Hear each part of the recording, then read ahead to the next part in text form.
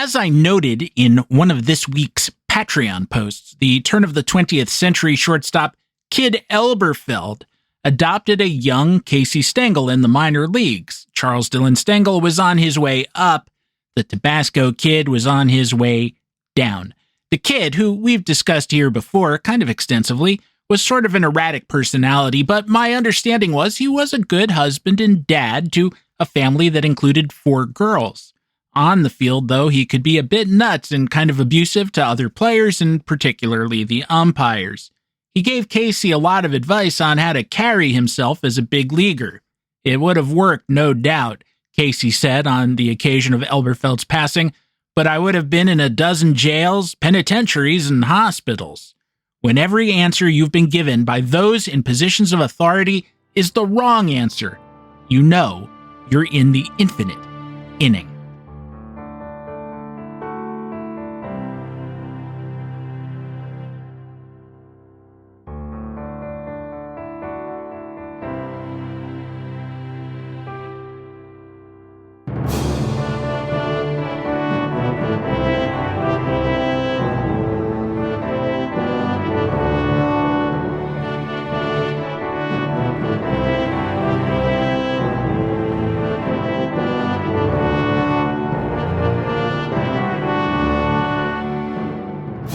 Well, hello there, and welcome back to the show. It's Saturday morning. You know what that means. No, not time for Hong Kong Phooey, #1 super guy, but for another episode, number 367, in an ongoing series of, as we'd like to say, the infinite inning. I am, as ever, your convivial host, Stephen Goldman, for this trip to the past on a mission to better understand the present, the time machine as ever being, not exclusively, but often, almost always, the game of baseball. And we can talk more about Saturday morning cartoons if you like. Do you remember the name of the dog that Spider-Man and his 2 amazing friends, Firestar and Iceman, had? Do you? I do. You know why? Because my brain is a repository of useless trivia, that's why. It was Ms. Lion. What kind of name is that for a dog? Ms. Lion is a cat, biologically speaking. Now, having said that, if Ms. Lion had trans-species inclinations, I do not judge that. Let Ms. Lion live her best life as sort of a pseudo-cat. If that's what makes Ms. Lion feel fulfilled, then that's her life, and she has every right to live it as she pleased. I'll give you another bit of trivia about that. Firestar did not originate in Marvel Comics. She's been in Marvel Comics since then. If you've seen her, she has a costume that's best described as a yellow onesie. Well, it's a very deep yellow, and that's because when they first designed her for the cartoon and ran some tests, they made it a pale yellow, and some executive came in from whatever network it ran on. I think it was NBC, some cigar-chomping old suit, and he looked up at the screen, and his cigar fell from his mouth, and he said, "What the hell are you doing? That flying broad is naked. Don't you understand this is for kids? The sponsors will be scandalized. Kellogg will be right out. How are we supposed to sell any breakfast cereal with a naked broad up there?" So they made it a brighter yellow, so no one would be confused and think it wasn't Spider-Man and his amazing friends, but rather Spider-Man and his exhibitionist friends, plus the dog with the misleading name. I'll give you one other bit about that, because Iceman wasn't wearing anything either. And that wasn't corrected. I happened to pick this up as a very young child. In the original X-Men, Jack Kirby drew Iceman as just a guy in his boxer shorts, basically, or in a pair of trunks, who happened to be covered in slush. And later on, I don't know if this was John Byrne's idea or what, but there was a book called Champions, where they deposited some of the defrocked X-Men once they'd been kicked out of the book, because the book had failed. It had been canceled. It had gone reprint only.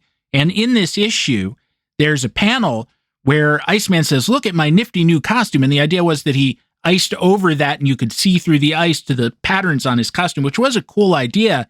And it was a lot better than, hey, it's a cold guy in his boxer shorts. Beware evildoers. It's a guy who reminds you need to defrost your freezer. I had a friend who tried to defrost. Is that still a thing, defrosting your freezer? I don't think it is.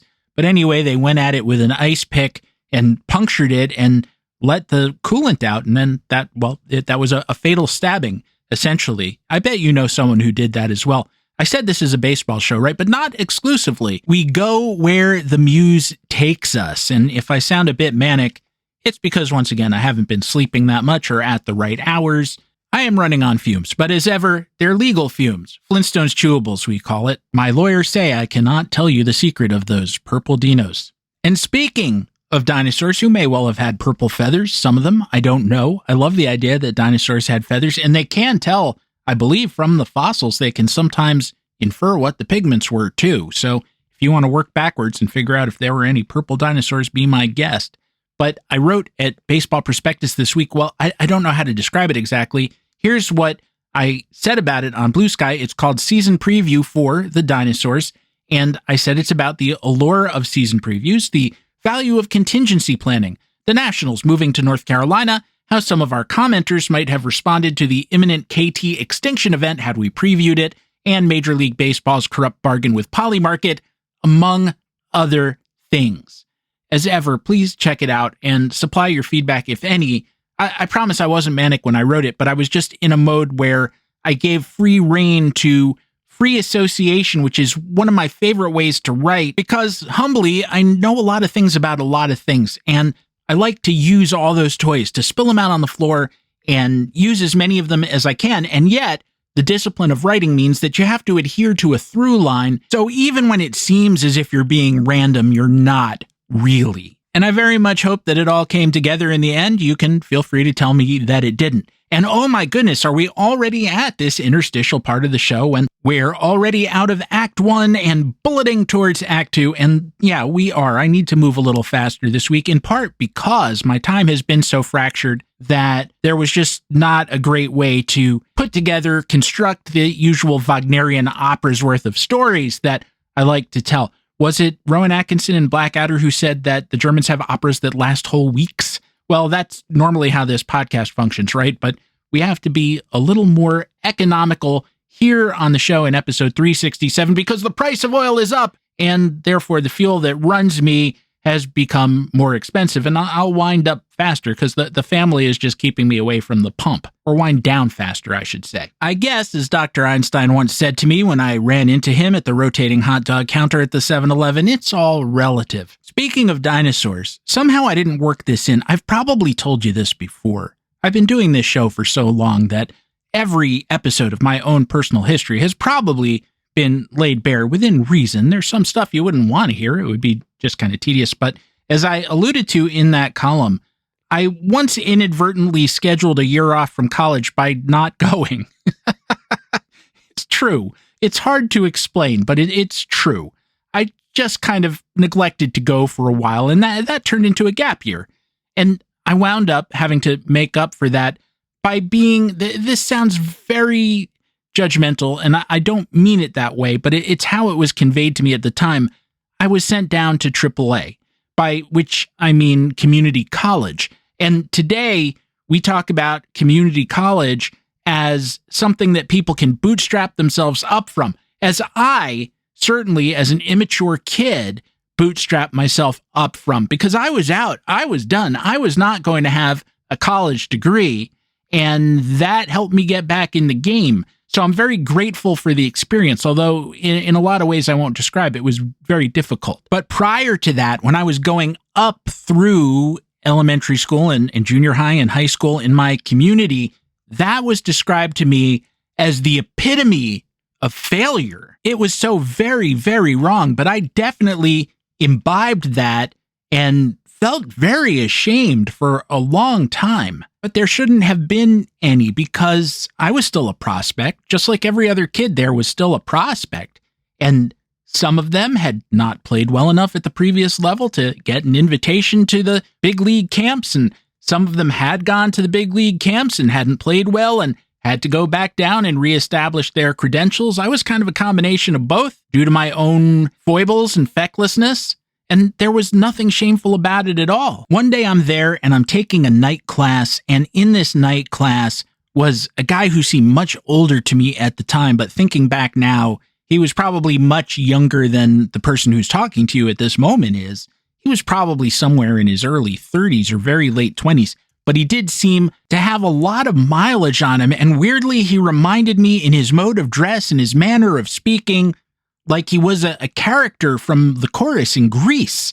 And he would raise his hand and make these weird allusions. It was a history course. I don't remember exactly a history of what. Something like U.S. History 2, give or take. I remember a lot of discussion about Calvin Coolidge. It was Civil War and up, I think. I don't remember how up we got. So the professor would be talking about some scandal like Teapot Dome, and the guy would raise his hand with a comment, not a question, but a comment, and he'd say something like, well, it's like when I was in the pen. You know how it is when you're in the pen. Yeah, those guys were selling blankets out the back, right? But if you don't hoard your own blanket and risk getting shivved for your blanket, then you're going to lose your blanket. It's just that simple. And the professor would say something like, thank you, Toby, good point, and move on. Well, this class ran about 3 hours a night, so there'd be a break in the middle and you could go out to the lobby and get a cup of coffee or a Coke from a machine. And generally at those times, people would mill about and talk a little bit. I mostly kept to myself. I'd write a little bit because I'm always writing, even now. And that guy, because of various allusions to violence that he had offered, I tended to avoid him. He made me feel just a little bit nervous. I am not judging anyone who has had a history of incarceration because, Lord knows, there's a lot of unfairness in the way that that's administered in this country. But be that as it may, at that young, still teenage age that I was at, that's what felt right to me. Well, one day I'm standing there in the lobby with my hot cup of coffee, just minding my own business. And he approached me and he said, Steve, right? I said, uh-huh. And he said, you're smart. You seem smart, right? Are you smart? I said, I hope so. And he said, come here, I got to talk to you. And he took me around a corner into a secluded area and he pushed me up against the wall. And he said, dinosaurs. You know dinosaurs, right? I said, uh-huh. He said, did you know at the time of the dinosaurs that the smallest one was no bigger than a chicken? I said, yeah, Toby, I did know that. He said, I just heard, and I can't get it out of my mind. And then he ran his fingers rather crazily through his hair, disarraying it, and stumbled away from me in a kind of daze and never said another word to me again.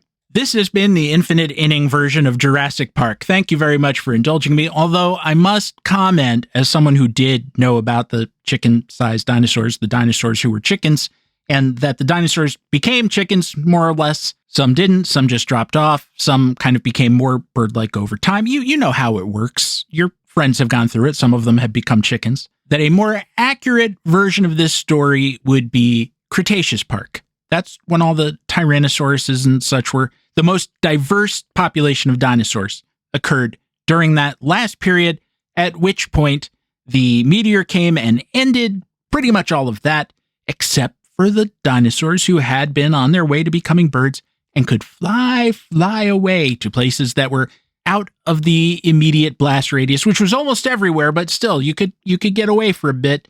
And that worked for them. Similarly, the evergreen trees were kind of screwed for a while, whereas the ones that could lose their leaves, they just napped through the whole thing. They just said, we're going to sleep, we're going to hibernate, we're going to go dormant. When things look a little better, we shall leaf out again. And that's how we get the modern world. But that chicken thing that so obsessed Toby, that worked out really well for some of the dinosaurs.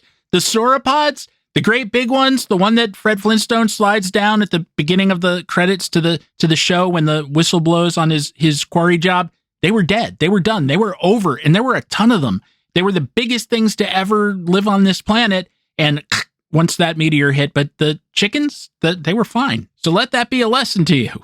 Great big lizards doomed. Little tiny mice in their dens or mice-like creatures, small mammals, they were okay. They could ride it out. Very briefly, because of the crazy week that I had, we only did 3 Dead Player of the Day posts. As always, when I say we, I mean me. It sounds like I have this huge staff here. I have an office the size of the Pentagon with over 100,000 scribes working beneath. No, it's just me and my loving family. And if I ever get out from behind this desk, it's like the cat got out. Where did he go? Why isn't he there? He's always there. Did someone leave the basement door open? Somebody check the basement. He likes to hide behind the hot water heater. So, as I was saying before I rudely interrupted myself, there were 3 Dead Player of the Day posts: the Dodgers everyday substitute Harvey Hendrick, the aforementioned Kid Elberfeld, the Tabasco Kid. What do you mean he wasn't the Tabasco Kid? Did you ever taste him? I promise he was the Tabasco Kid. And the superb platoon player of the 70s and 80s, Juan Beniquez. More next week. I might take a wee break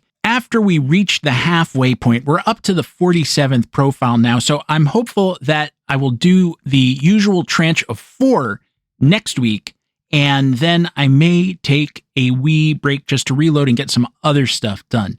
And just a reminder, for those of you who have not dabbled in the Patreon post, that I've made more than a 5th of them free to all, including Mr. Elberfeld, and then you'll know he was the Tabasco Kid because you'll have read the post.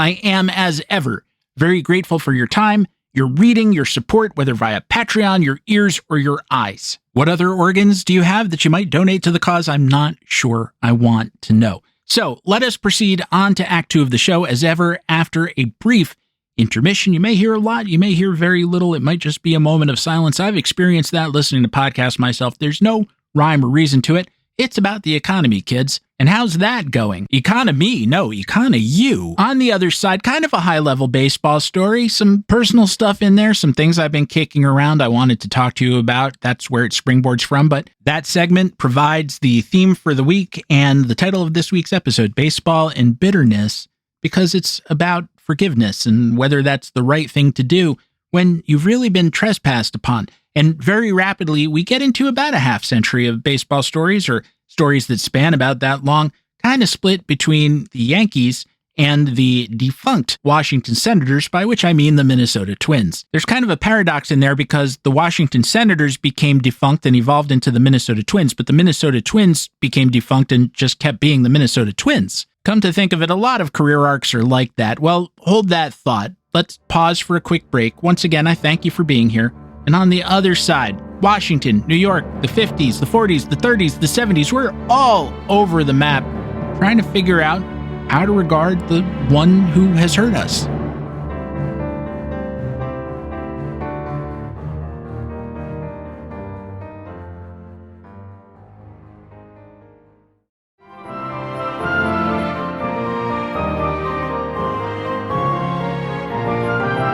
Don't you understand, Raven? The Starfish Men are the least of our problems. We are the Starfish Men. It's true, you know. I don't think I've ever stopped loving anyone I've ever loved, even if they later proved unworthy of it, or, let's be fair, I later screwed it up and earned their enmity. One of the most insidious traps the mind offers us is the memory of good times, good feelings, even good lovemaking with old friends, some platonic, some not, from whom we've parted for good reasons. I had a very close friend in college. College is getting to be a long time ago for me. It's scary to think how long, but I still think of that person often and miss them. Unfortunately, we had a falling out right around graduation in which she said something so devastating, so personal, so keyed into what she knew about me that I've never been able to get past it. This was a platonic relationship too, but we had spent a lot of time together, both socially and in things that we were collaborating on for school, that she was able to figure out where my vulnerabilities lay, or possibly, because I trusted her, I just told her, which is something you really shouldn't do too casually, but I was young. And at that moment where we had really the one serious argument of our whole relationship, she said one sentence that was a deal breaker for me. I mean, forever. And I walked away. But I've never forgotten the sentence, and like malaria recurring, it can still bubble out of my memories and attack my confidence at moments of weakness. And I guess now that I hear myself say that, the word emasculating would probably be appropriate for what she had said, and then I feel betrayed all over again. It's like a scab I can pick at any time, not to use too disgusting an analogy, but one of the motivating ideas behind the infinite inning concept is that I personally, at least, time travel very easily, and my memories, my emotional memories, are very accessible to me. And so I can go right back to that place and time and feel what I felt then. Now, that can be a positive thing when it comes to good memories because I can re-experience those too very vividly. But somehow the negative ones, the hurtful ones, are always more powerful and more tempting and more seductive than the good ones. So I think of this person to whom some large part of me is still positively inclined, and then involuntarily both the good and the bad memories go to war over the idea of being in touch with them.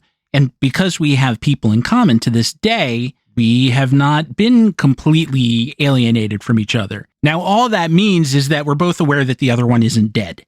But I have from time to time entertained the idea of a more extensive rapprochement. And that person and I lightly discussed it about 18 months ago via text. And the next step would have been a phone call, apparently initiated by me. Somehow it had to be, or some kind of meetup. And I got up to the edge of it a couple of times, and then one or the other of us would kind of back away. The last time it was me. My father passed away, and it gave me an excuse to put it off. And I have thought about it maybe once or twice a week since then, and I've continued to put it off.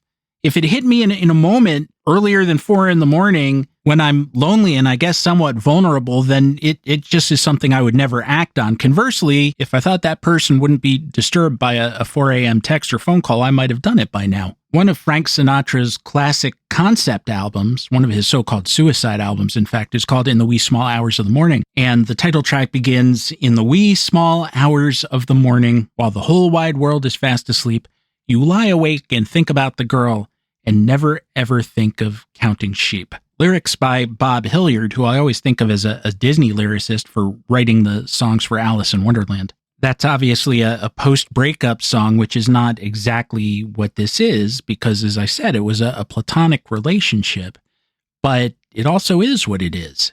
Aren't all lost friendships breakups, especially the intense ones that come to an end for whatever reason? However you want to characterize it, my process is always the same. I think that I want to call, and then I remember the one thing she said 100 years ago, and I don't want to call anymore. Similarly, I had a female friend, again, platonic, in and out of my life, starting in junior high school and lasting into young adulthood. This person was in my life from roughly when I was, let's say, 15 to when I was 30. Towards the end of that period, I introduced her to another, yet closer friend, also female, and she immediately slept with that person's boyfriend. Reacting to that, I said a few cruel things of my own and threw her the hell out of my life because she caused someone I cared about real pain in a way that I thought was wrong. Sometimes I think about breaking my embargo on her, and then I remember that what she did is still a red line for me. Decades later, I'm still close to the person who was hurt, so going back would, I think, even decades later, be a betrayal on my part, both of the person who's still in my life and the person that I think I am. But I still remember the good times too, so from time to time, I get a little tempted. You know, it's a short hop, skip, and a jump from there to having empathy for people who struggle to escape abusive relationships, because you really can center the good times and suppress the bad ones. Sure, she purposely set fire to my arm hair, gave my dog away, and ran up $7,000 on my credit card, but gosh, that weekend trip we took to Malibu, some of the best times I ever had. You want to stay or go back. You want to recapture that feeling. It's a high you want to feel again, even though some essential variable, which may be trust, has irrevocably changed. It may be the withdrawal of the other person's affection or the dropping of their mask, revealing some sort of gargoyle behind the person you thought you were with on that weekend, or as sometimes happens, they've just made a resolution against you. It's as it says of Pharaoh in the book of Exodus, he hardened his heart. And those of you who have had the experience of someone who said they loved you on a Tuesday, acting with utter indifference towards you or even contempt on a Wednesday, will know exactly what I mean. And you want to pretend that that's transient. You insist to yourself that somehow there's a way over or under or around it, but there isn't. You want to go back. You need to go back. You're going to try to go back, but you can't go back because they've erected that wall and only they can tear it down. Not everyone is like that. It's a shock to me whenever it happens because I feel like if I ever had the honor of being entrusted with your sensitivities, your heart, your feelings, then the least I can do, even if somehow we come to a parting of the ways, is to not be cruel about that parting. But some people, they just slam a door. I'm not sure they're entirely wrong in the sense that maybe there's no good way to do that. But I think that in honor of what one had or one shared, one would do their best to not be cruel about it. I don't know. I've never been in that position. I'd tell you the baseball equivalent of this sort of thing is Billy Martin's 5 tours as Yankees manager, death possibly having preempted a 6th. But I think that was a mutually exploitative relationship with no good guys in it. It was 2 grown men using each other for what each thought was their benefit, and both of them using the fans, manipulating the fans really, giving the fans a little thrill by reuniting, even though it wasn't going to go well. Martin was a great manager in a lot of ways, but by his last tour, 1988, it was clear he was done. He was about 60, and his judgment was just gone. And I've told some of these stories on the show before, a few of them anyway, so I'm not going to repeat them in full now. But I'm often struck by the occasion in 1988, again, during his final stint as manager, not just of the Yankees, but of anyone, because it turns out his life didn't have long to run, in which the team was in Texas. And Martin went out drinking with, among others, Mickey Mantle and coach Mike Ferraro, who was supposed to be Billy's minder that night. The Yankees had a policy: do not leave Billy alone in a bar. Well, Mickey took them to a topless place in Arlington. At some point in, again, the wee small hours of the morning, Mantle and Ferraro dipped out, and Billy was alone. Billy went to the men's room. Nothing wrong with that. Nature calls, you head to the men's room, except for reasons that weren't clear at the time and will never be clear. A couple of guys came into the room and beat the hell out of him. The evidence was that they sapped him on the head with a blackjack before going to work. Maybe while he was standing there at the urinal, still doing what he had to do. My fellow gentlemen, you don't realize until you confront the Billy Martin story just how vulnerable we are at those moments. They don't put mirrors above those urinals. You're usually just facing a blank wall. Some places where they're clever or comic about it, they'll put a newspaper page up there. But anyone coming or going, they're going to be behind you. You're totally blind to what they're doing. I mean, I guess it would be weird if instead of the urinals being up against a wall, if they were in the center of the room up against some sort of divider and a low wall, and on the other side there was a parallel receptacle so you could face the other fella. You could talk to a pal if you brought one, I guess.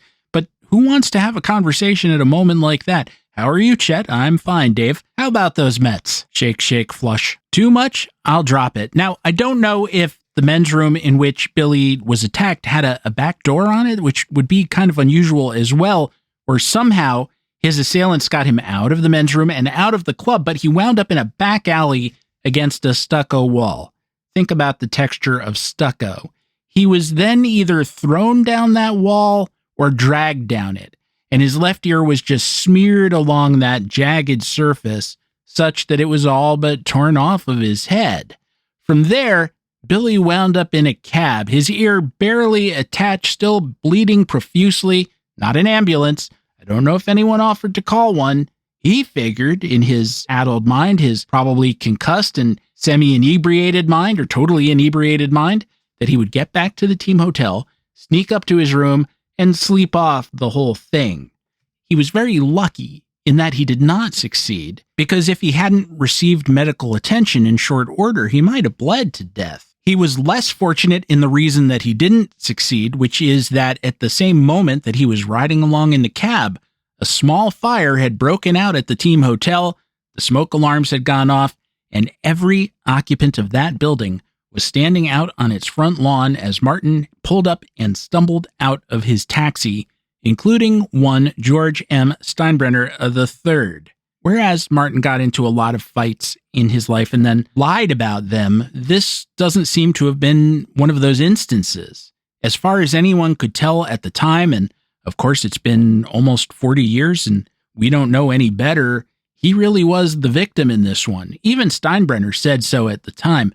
According to trainer Gene Monahan, who accompanied Martin to the hospital as the doctors were sewing Martin's ear back on, and it took 50 stitches. The doctor said, "Are you allergic to anything?" And Martin replied, "Yeah, people." And that might have been all that it was. He was famously belligerent, And now macho drunks wanted to prove they had had their allotment of testosterone by taking him on. That wasn't wholly his fault. Simultaneously, should he have been where he was when he was? No. And that really was the problem. As Steinbrenner said at that time, he's a 60-year-old man, and when I saw him, his ear was hanging. He shouldn't have been there. He has to use better judgment. After some of Martin's previous fights, including the infamous one with the marshmallow salesman, Steinbrenner had thought, yikes, he really might murder someone, and decided he had to move on. Now he thought, yikes, someone really might murder him, and he decided to move on. What changed between then and Christmas 1989 when Billy VI was supposedly about to be coronated?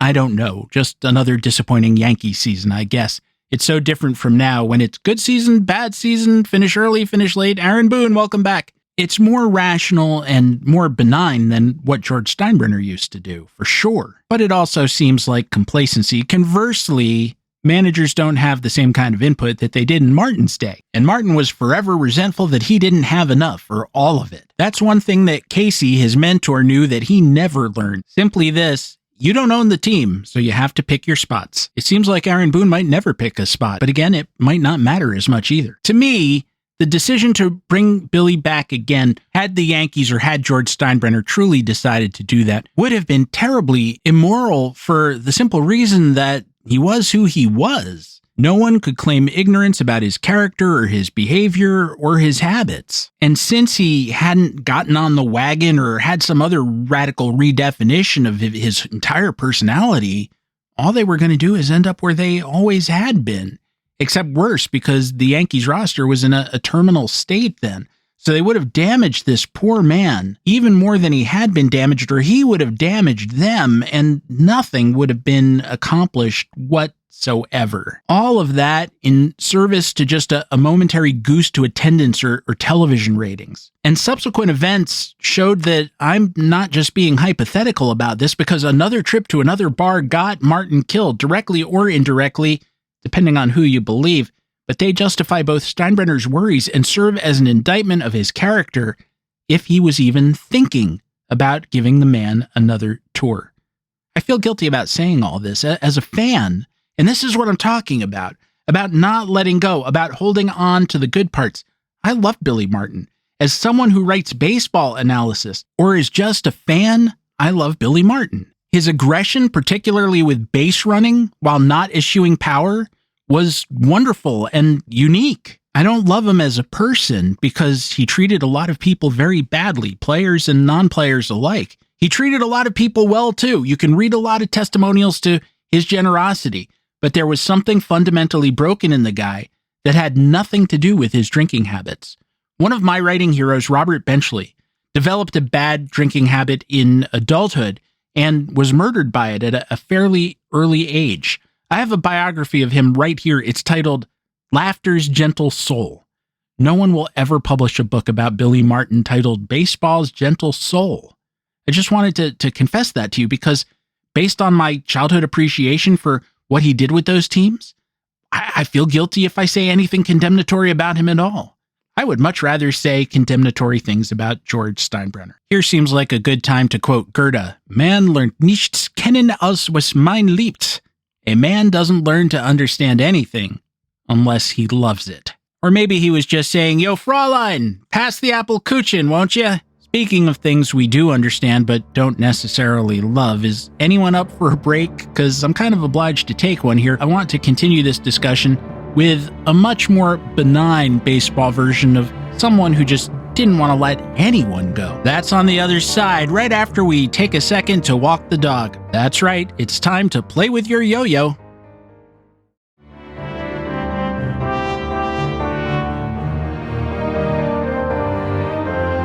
A more benign version of a baseball man holding on to the people he liked too long. More benign in an interpersonal or moral sense, not necessarily in a baseball sense, however, was Washington Senators owner Clark Griffith, the Gray Fox.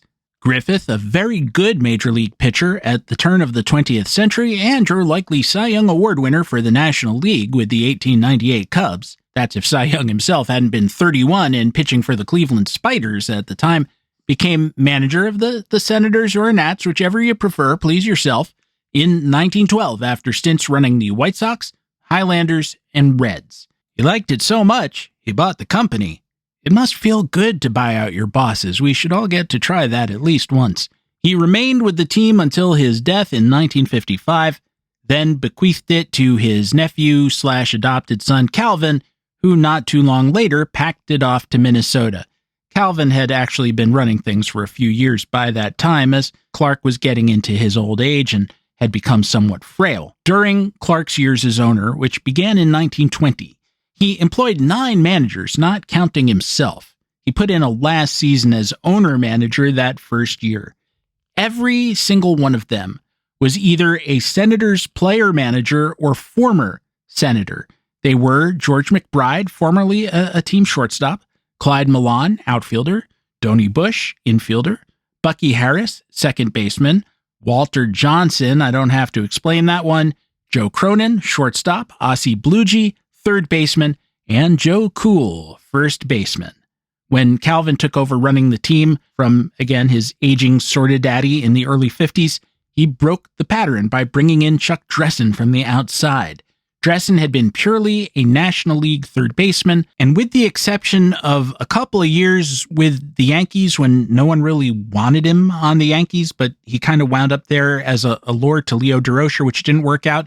This is a very long story, which I think we've discussed in the past. His entire managerial and coaching career had been in the National League. His only connection to Washington was that he visited the Smithsonian one time. Actually, I don't even know if that's true. The list of managers I just gave you doesn't do full justice to Griffith's sentimentality because he brought Bucky Harris back 3 times for a total of 18 years. Did Bucky win anything with the Senators after his pennants in 1924 and 1925, as well as the 1924 championship? Nope, not even close, because the Senators and Clark didn't have the dough or the interest in embracing the farm system or integration, and so they were left behind. But although Bucky was a much more chill personality than Billy, one reason why he's in the Hall of Fame and Billy isn't, his recurrences are sort of similar in that Griffith just liked him. Griffith's coaches, too, were also largely ex-Senators with a sinecure, but I suppose that's not as unusual. Still, just picking a team at random.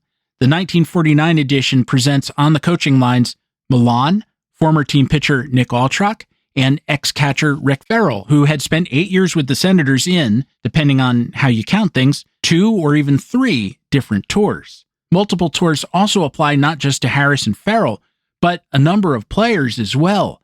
It seems like Griffith found Goose Goslin, or Goslin's salary demands, annoying enough to trade him, but he also got the Goose back twice. Bobo Newsom's act could wear thin, but Griffith acquired or disposed of him 5 times. Each, he made a bad trade and got rid of young Buddy Meyer, then made a second trade with a very confused Red Sox administration and got him back, which is maybe not sentimentality, it's just baseball, but it's also typical. If you got into Griffith's good graces, you could stay with the Senators forever. The only players John McGraw kept on the Giants for over 1,500 games were Laughing Larry Doyle, Travis Jackson, Bill Terry, and Mel Ott, and the last 3 of those stayed past McGraw's retirement, so who knows what he would have done if he had lingered with the Giants longer than he actually did. While Doyle he disposed of and then reacquired, no one was sacred. Conversely, Griffith kept Sam Rice and Joe Judge for over 2,000 games, Milan for nearly 2,000, Bluege for almost 1,900, and Meyer for 1,643. Now, they were all good players, and there was no arbitration or free agency, so there was no push for him to move them, and they couldn't leave on their own. But most teams did move players like that much more frequently because they figured that they were getting to their sell-by date and they could use them to get better in one deal or another. Judge, for example, was a very good player. We've talked about him a bit, sort of Keith Hernandez light, but as good as he was, that's not an irreplaceable talent. And if someone will give you something you need, maybe a second starter or another outfielder, for somebody like that, you do make the deal, most teams do. Griffith didn't, even after he had Joe Cool on hand as a replacement. And Cool, at least while playing in the same ballpark, had very similar talents. Now, I don't think any of these were toxic relationships. I think that Griffith played a lot of pinochle with his players or cards of some kind, and sometimes those games and the stakes got a little heated, or I should say high, and that could lead to resentment, but I don't think that was the primary motivator in any deals that did or didn't happen. I've got to get rid of him because he's taking too much money from me, or I have to keep him because I need to get my money back. These weren't symbiotic, perverse things like what George and Billy had going either. Griffith had loyalty and a family feeling about some players, including Cronin, who married into his family. I think it's also possible, and I'm just guessing here, but until the farm system and integration combined to make the Senators' operation very dated, let's say up until World War II, he often had some very good teams that were probably a couple of players away from winning more pennants than the three that he did. The third, I already mentioned too, was 1933, when the Senators lost to the Pirates in the World Series. So each winter he probably told himself, I don't want to trade out of the core because we're that close. Thing is, or was, and I don't think this is entirely the benefit of hindsight, it would have been apparent at the time. He was always more than one player away. It wasn't just a question of patching a position and then suddenly they'd shoot to the top of the standings. They usually needed a couple more bats and at least one more pitcher, depending on the year. The other problem is that the standard they were trying to meet was that of the 1936 through 1941 Yankees, which by the standards of the time were pretty much perfect teams. So he wasn't just one or two players away, he was one or two great players away. Put that together, an inclination towards complacency because you just like the guys, and an inclination towards complacency because you overestimate your chances.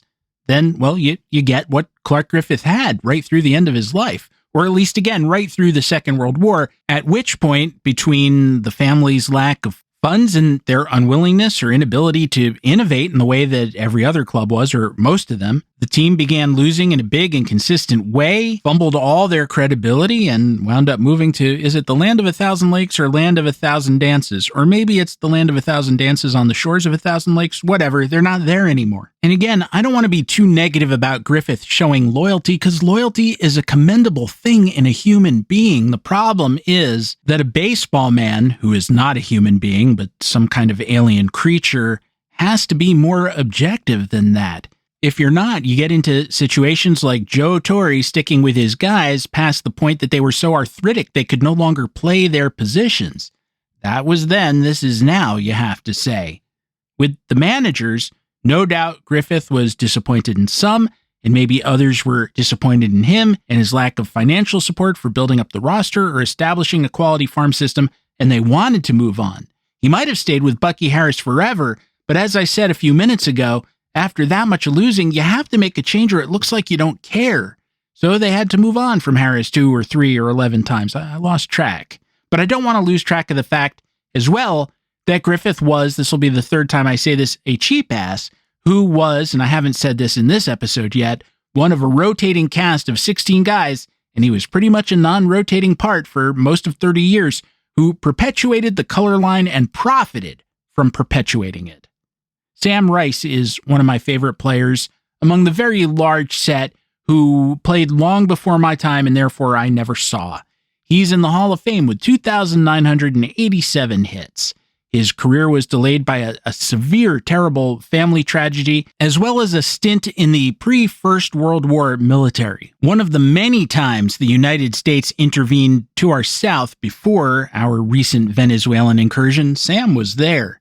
He came to the majors as a pitcher, too, transferred to the outfield, and was revealed as a speedy, high-contact hitter who could slap 300 annually. Griffith kept him around until he was 43, and again, it was defensible on a baseball basis. The guy's skills just didn't erode.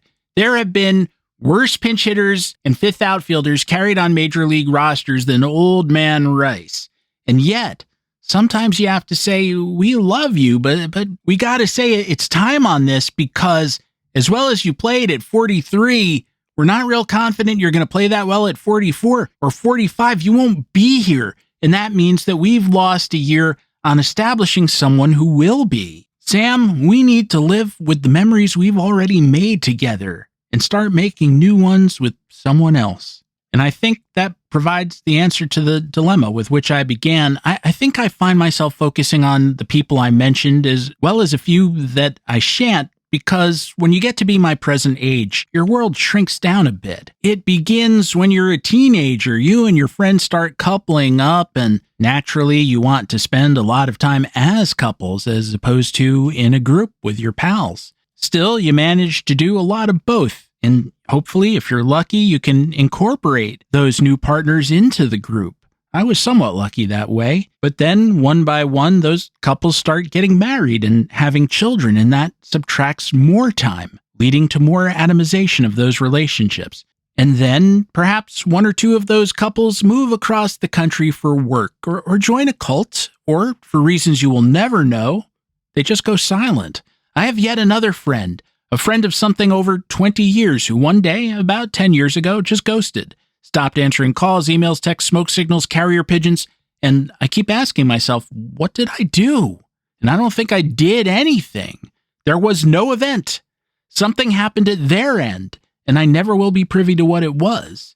And it seems to me that the not knowing hurts, and yet if there's some invented reason for offense, the knowing would hurt as well. So you're forever stuck in the middle, permanently unresolved, but probably better off. You don't really know that as well. And so I think that given the way that one's peer group can kind of entropy, or at least it has in my case, I'm thinking to the close friends that I have somehow maintained, I think they have a larger roster than I do. And because I lack that, I think that I'm more tempted than I might otherwise be to reflect back on times when I was more emotionally fulfilled by a more diverse and intimate cast. And it's at those moments that I start thinking, I really ought to call that person who treated me terribly. Yeah, that's the ticket. First thing when I get up tomorrow, I'm trading for Bobo Newsom. But the reality is that there comes a time you have to let things go. Old injuries, but also old joys.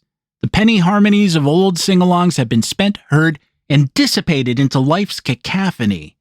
I once wrote that the hand that has hurt you might be the one that heals, but presently I think the odds of that are rather low.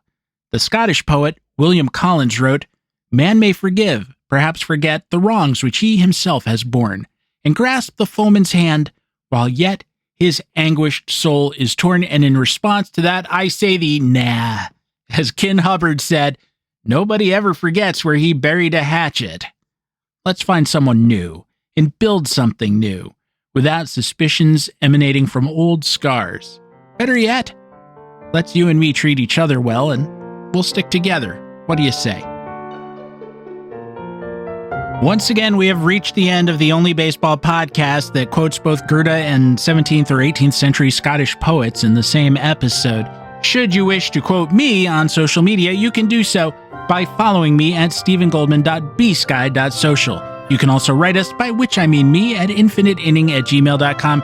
The Facebook group remains. It's not wholly moribund, and you can find it simply by clicking your heels together 3 times, going to Facebook, typing Infinite Inning, and bang, you're there. P.S. The clicking heels part is purely lapidary. I just enjoy saying Tabasco Kid, so I'm going to say one more time, should you wish to support the show, and I very much hope you do, and read about the Tabasco Kid and other players, please visit patreon.com/The Infinite Inning. It really does help keep this thing on the air. Not that we're on the air, in the interpipes. Gear of a rudimentary kind available at the-infinite-inning.creator-spring.com. Original soundtrack available gratis at casualobservermusic.bandcamp.com. Finally, you know what I'm going to say. Should you find yourself with the proverbial moment to spare, please go to the podcatcher of your choice and rate, review, and subscribe. And if your podcatcher doesn't let you do those things, once again, tell a friend. Our theme song, which you're hearing now and have been listening to throughout the episode, was a co-composition of myself and Dr. Rick Mooring, who says, "Oh, you think you're so special quoting Goethe? I took a whole course on Goethe. I know Goethe much better than you. I can quote Goethe or Goethe or Gouda or whatever his name is, but I won't." Well, then I vow not to quote any cheeses myself, and if I can avoid having them quoted at me, then I'll be back next week with more tales from inside the Infinite Inning.